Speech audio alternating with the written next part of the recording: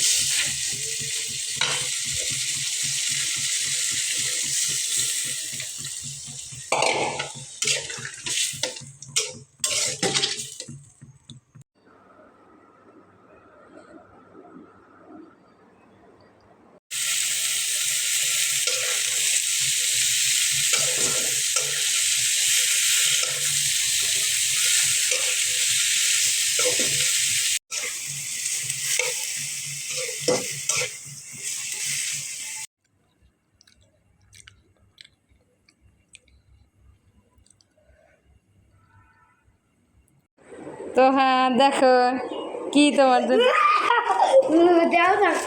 দেখো আমি খাবো।